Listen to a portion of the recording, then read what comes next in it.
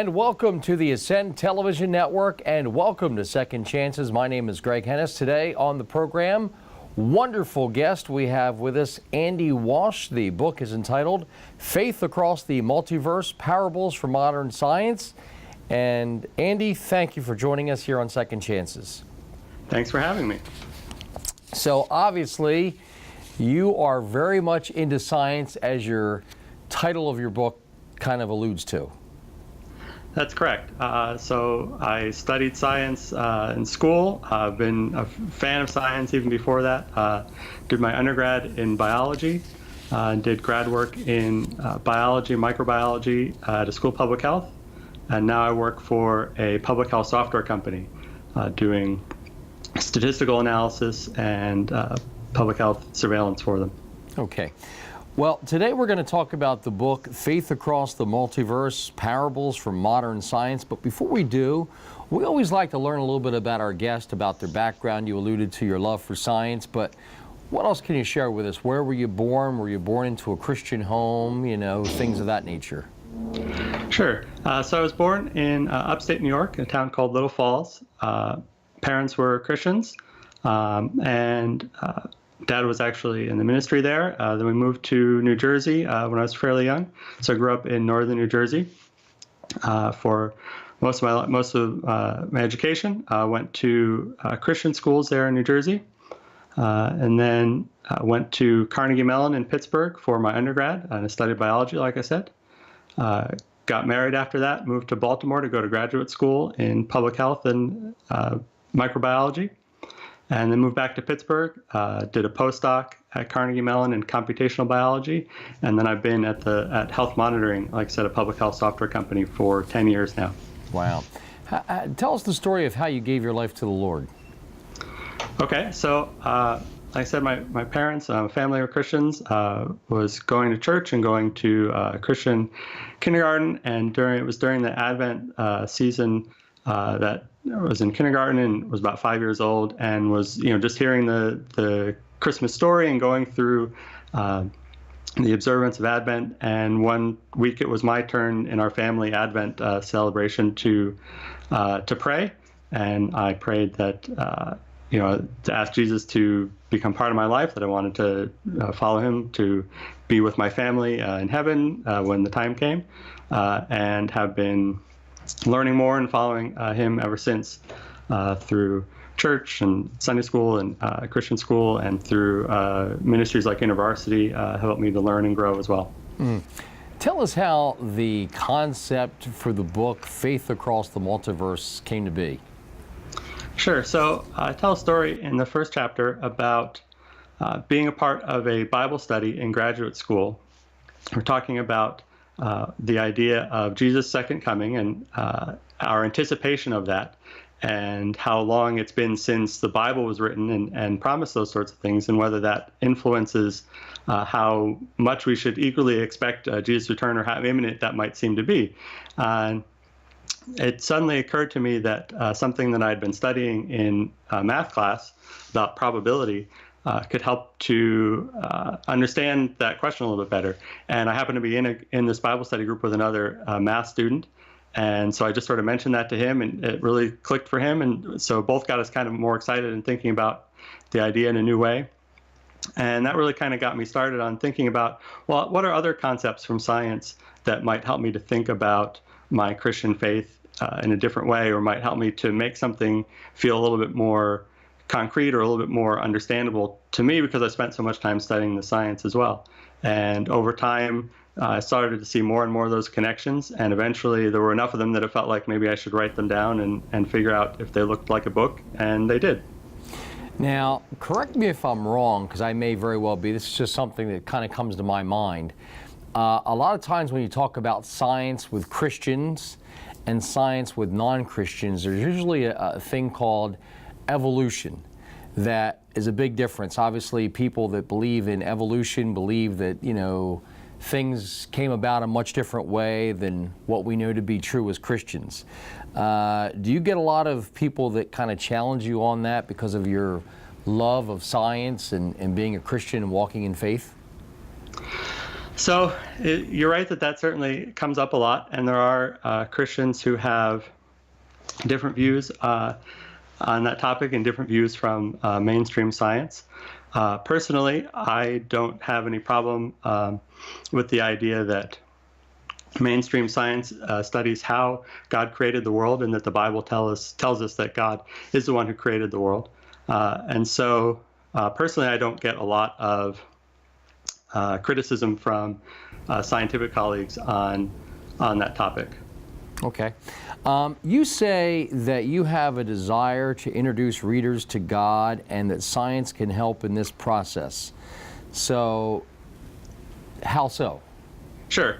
So, there's a certain group of people for whom the Bible seems like it's an ancient book, not particularly relevant to our current times because it was written by folks who didn't know anything about cosmology or astrophysics or molecular biology or anything like that. And so it's hard to imagine how those folks might have had something to say that's relevant to us today. And so my hope is that by using the language of science to describe some of the ideas in the Bible, for example, using the language of chaos theory from mathematics to talk about God's grace, or using the idea of entropy from physics to talk about our sacrificial following of Christ and taking up our cross and following him, things like that, by using scientific language to talk about those things, that it might seem a little bit more relevant, or it might seem that there actually is a connection to our current experience. And so that might help to maybe spark some connections for folks that they hadn't seen before, or pique some interest that might encourage folks to explore the Bible further. Why did you say that you didn't have faith in religion? Okay, so that's from a chapter in the book that's talking about faith as sort of an axiom or a choice underlying our beliefs and underlying how we live out our lives. And I was describing that I don't have faith in religion to contrast it with the idea that who I have faith in is Jesus and God, and that my religion is an expression of that faith, but it's not my faith in the Christian religion that is where my hope of salvation lies. It's my faith in Jesus and in God is where my hope lies, and that practice of religion is how I live out that faith.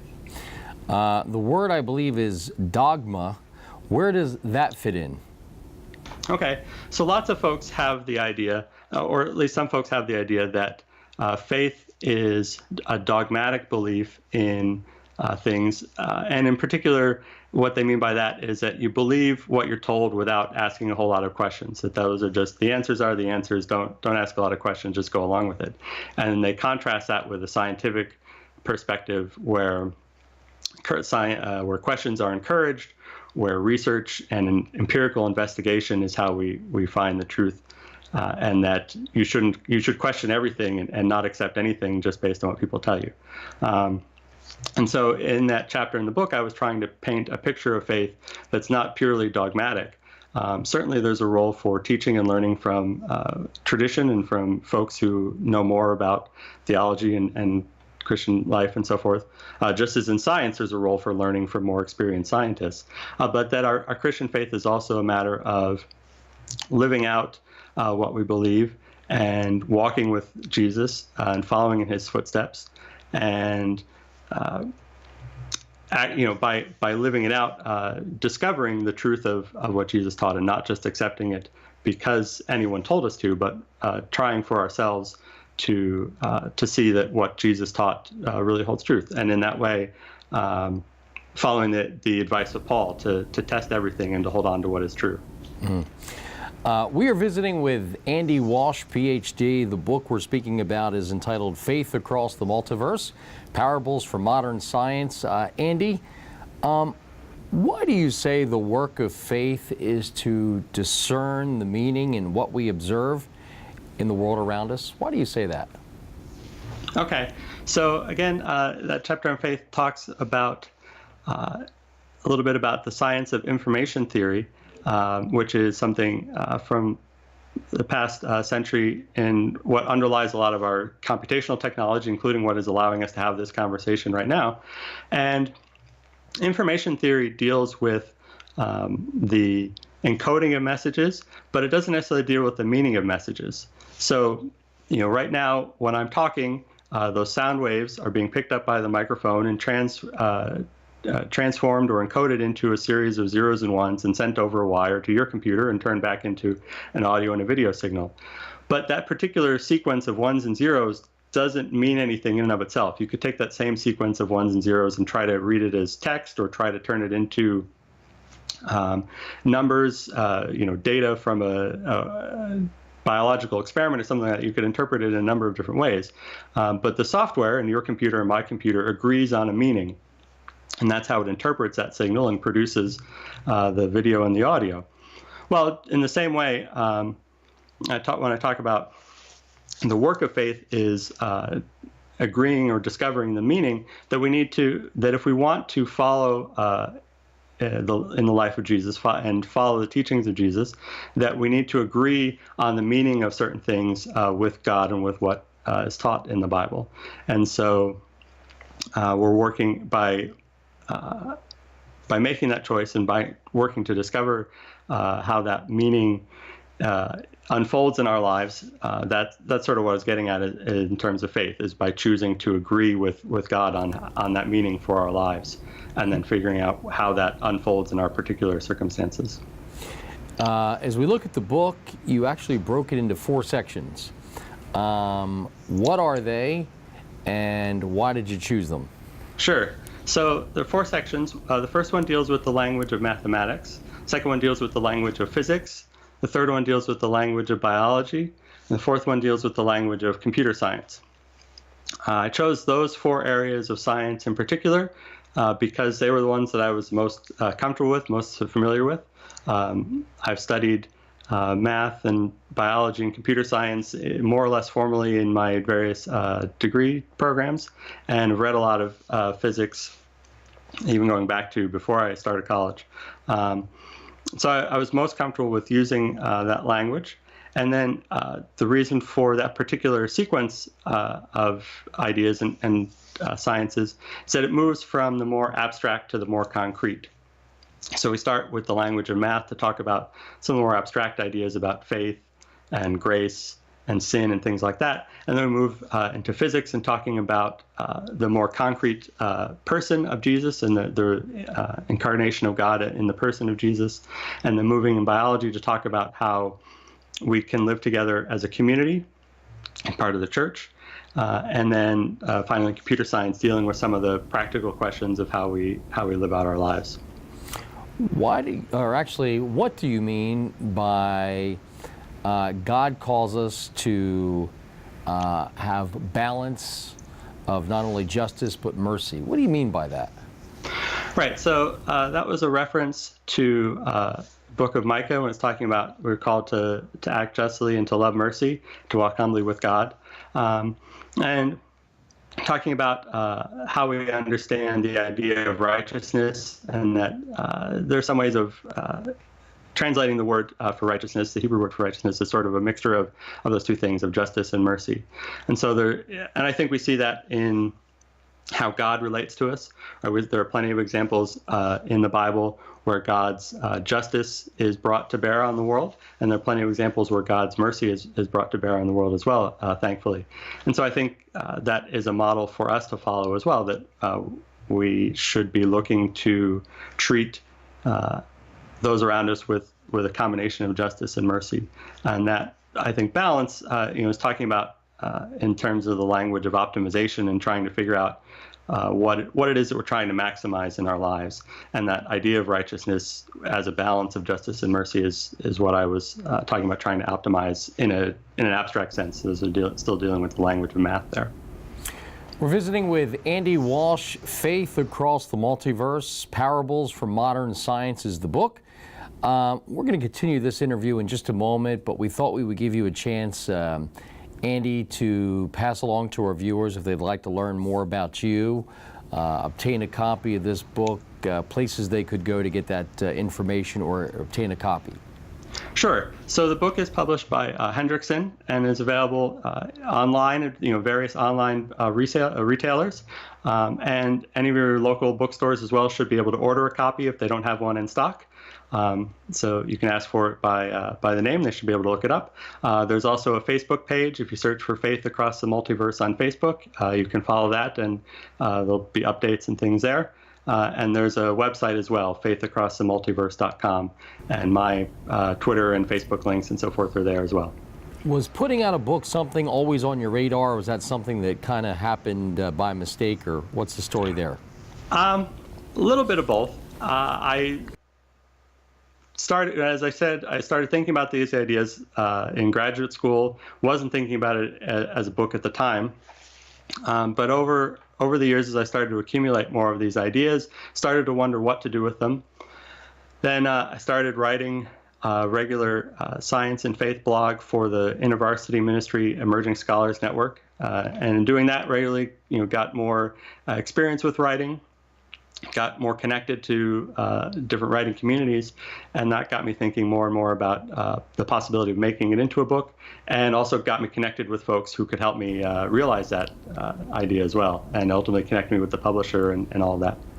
Now you've got a taste for writing books. You think there's a chance we're going to see another book? I think it's certainly a possibility. Right now I'm just looking to see where this one is going to take me and where it goes from here. But I certainly haven't ruled out the possibility of writing additional books. Awesome. Why do you call a gracious universe one in which life is possible? Okay, so that's from a chapter talking about chaos theory and grace.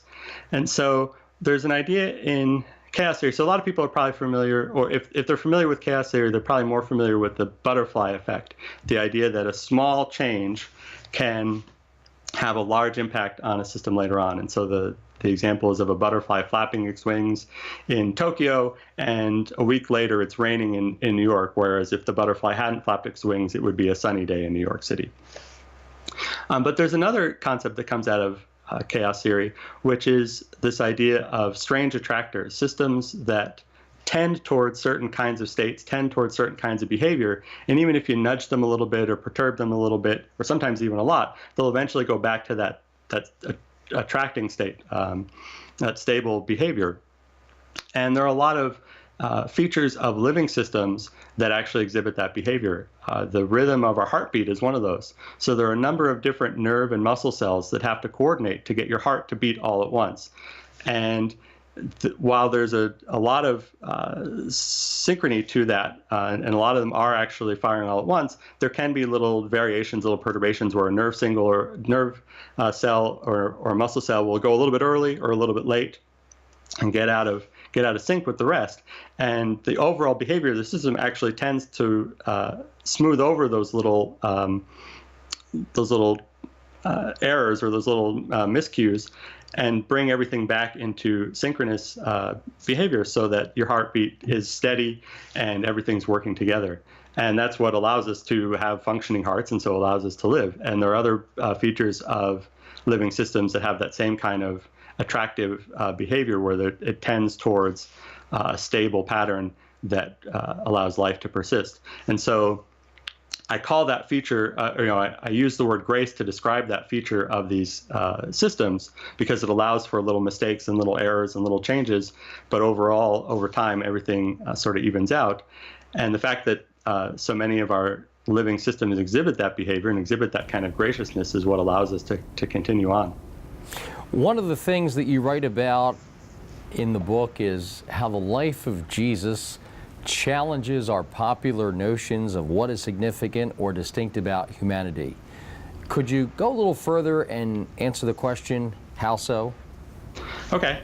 Yeah, so that's a chapter talking about Jesus as the light of the world and what quantum physics has told us about the nature of light, and how that shows us what that shows us about the nature of Jesus as well, and the fact that he exhibited both full divinity and full humanity.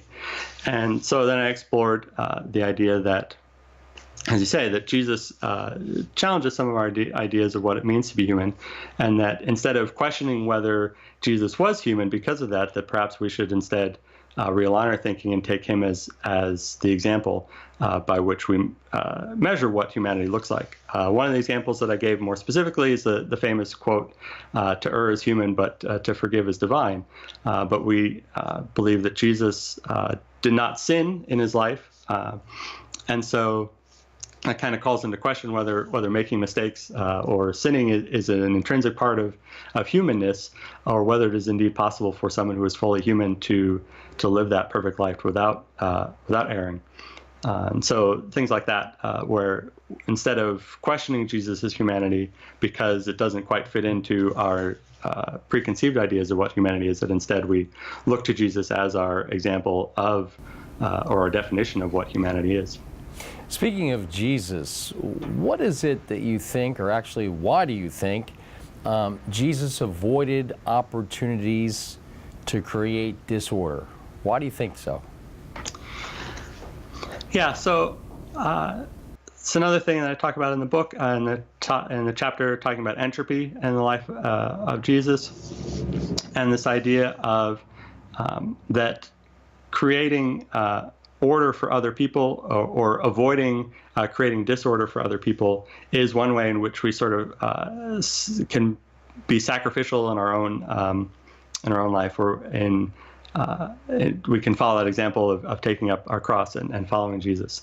And so, it's this idea that often we have an opportunity to either take advantage of things that other people might have to offer us, and to make our own lives a little bit simpler, a little bit more organized, a little bit more straightforward, a little bit easier for us to navigate at the expense of other folks. Or we can do the reverse. We can make other folks' lives simpler, easier to navigate, more straightforward, possibly at our own expense. And I think Jesus, frequently made his own life more complicated to the benefit of those around him, rather than taking the opportunity that he had as a popular teacher to accrue power or riches or other things for himself. One of the things as a believer that many of us know is what it talks about in the Bible, that God created man in his image. Speaking of that, what do you think that really means, that man was created in God's image? Yeah, so that's obviously a question that has challenged a lot of folks. I think part of the answer to that question we can find in the relational nature of God, and so it is a part of our image, a part of our role as image bearers of God to exist in relationship with other people, and also with God himself, just as God exists in a relational status within the Trinity. I think we can also look at what it is that's distinct about us as humans compared to other living creatures.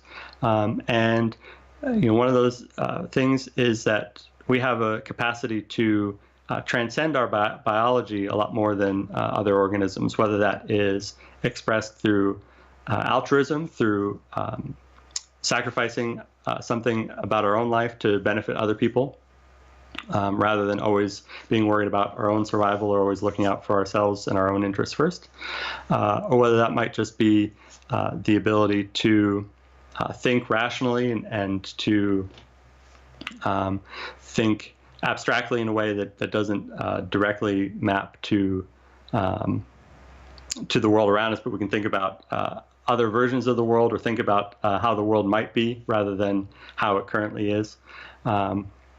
I think all that points to what it might mean to be created and to exist in the image of God. Just in time God. Just in time God. What do you mean by that? Okay, so there's a concept in computer science called just-in-time compiling. And it's actually been implemented in other areas outside of computer science as well, and that might actually be an easier way to understand it. So a lot of companies these days practice just-in-time manufacturing or just-in-time supply chain. So, we were talking about buying my book, so let's use that as an example. Once, it used to be that if you wanted to sell books, you'd have to order a bunch of books, have them sit in your warehouse or sit in the back of your bookstore, to have a few on the shelf so that when somebody came in and wanted to buy one, it would be there, because it might take a week or a month or what have you to get it from the distributor or to get it from the publisher. And so if you wanted to have some when people came in to buy it, you had to make sure that you had a lot of stock on hand or very close by. And that applies to all kinds of goods, not just books. Nowadays, what they try to do is keep things as far away from the store as possible for as long as possible, so that you don't have to have all that storage space right there at the store. But that you're trying to predict how many people are going to come in today and buy a book or an Apple or a phone or what have you, and order exactly as many as you need to arrive at your store that morning, put them on the shelves, people buy them that day, and then the next day you start the process all over again. And that's just-in-time supply chain. And there are things in computer science work the same way. And so it's exactly what the name describes, that you're trying to make sure that things happen just exactly when they need to, as opposed to sort of storing up things in advance or trying to plan ahead as far as possible. And I think that that idea resonates with some of the things that we see in the Bible, both stories that we see where people are in just the right place at just the right time, for God's plan to come to fruition, whether that might be Rahab in the city of Jericho, or whether that might be Rebecca in the story of Isaac, and when they first meet, things like that, or whether it's the teaching of Jesus that not to worry about tomorrow. But that God, just as God takes care of the birds of the field, that God will take care of his disciples as well. And so I think that that's another way of thinking about that just-in-time idea. Well, obviously, when you put this book out, if you're a believer, obviously a lot of the principles that you cover, you can easily relate to. Non-believers probably have some questions, and you may be answering some questions that they've been saying, things just didn't seem right. This answers a lot, and maybe some people are watching this program today that fit into that category, but really are searching for a little bit more. Would you be kind enough, Andy, to lead us in a word of prayer for those viewers on this program today that maybe have been searching and may have found some of the answers in this book? Sure. Go ahead, that. Dear Heavenly Father, we thank you today for this opportunity to join together and to talk a little bit about you, what it means to follow you, to believe in you, what it means to live out what we've learned in the Bible. I thank you for this opportunity to share a little bit about what I've learned and a little bit about my book.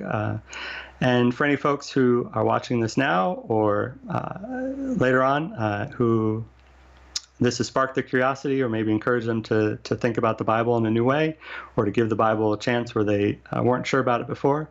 I pray that that stirring of your spirit in their hearts would be fanned into an even bigger flame of curiosity and desire, that they would meet with just the right people and just the right time to get answers to their questions, whether that's getting in touch with me or whether it's folks around them. Hopefully they have people in their lives or in their communities who might be able to do that as well. We just pray that you would make those connections happen for them, and that they would be able to find the answers in your word and in your life that they're looking for. And we thank you for those answers that you've given for me, and thank you for the opportunity to follow you and to share that experience with others. We just pray these things now in the name of your Son, Jesus. Amen.